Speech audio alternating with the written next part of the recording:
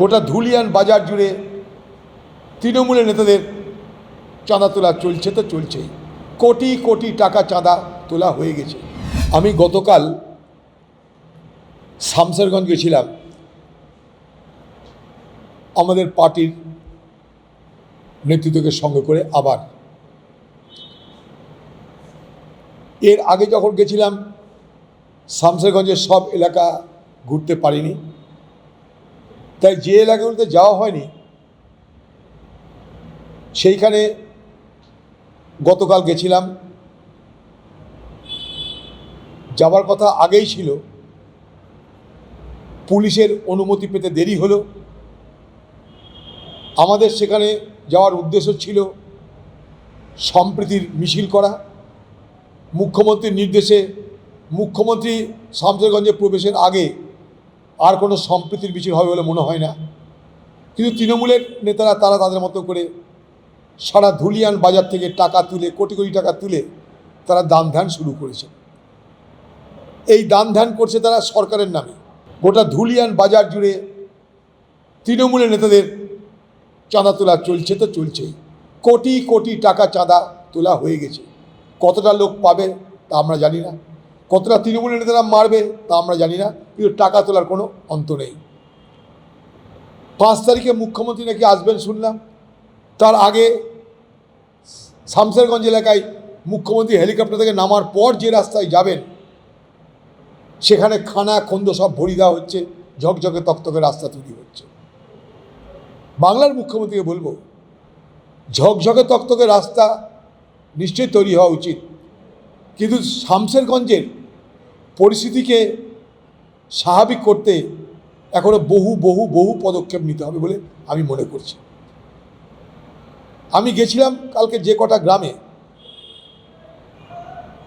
অন্তত 100-এর উপরে মানুষের বাড়িঘর ভাঙা দেখেছে। সেই শামসেরগঞ্জে মুখ্যমন্ত্রী আসার আগে টাকা জমার দাবি থাকবে। সেই সব দরিদ্র পরিবার, গরিব পরিবার যারা ক্ষতিগ্রস্ত হয়েছে ধুলিয়ানে, শামসেরগঞ্জে, জাফরাবাদে, বেদবোনাতে, ধুলিয়ান বাজারে যারা ক্ষতিগ্রস্ত হয়েছে, যাদের ঘর বাড়ি পুরো ছারখার হয়ে গেছে, লুট হয়ে গেছে, কাঁদছে তারা, তাদেরকে যেন উপযুক্ত ক্ষতিপূরণ শুধু নয়, তারা যেন আবার পুনরায় তাদের ব্যবসা বাণিজ্য রুটি রুজির ব্যবস্থা করতে পারে, আপনার সে বিষয়ে দাবি থাকবে। তৃণমূলের নেতারা যাচ্ছে বাজারে চাঁদা তুলে তাদেরকে দিচ্ছে।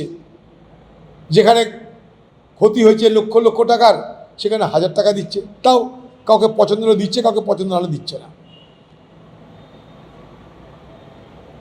সেখানে একটা জায়গায় গিয়ে দেখলাম প্রায় 600 থেকে 700 লোককে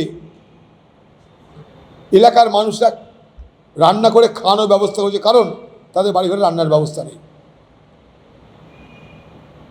মানুষ একটাই কথা বলছে, ওয়াকফ কি তা আমরা জানি না,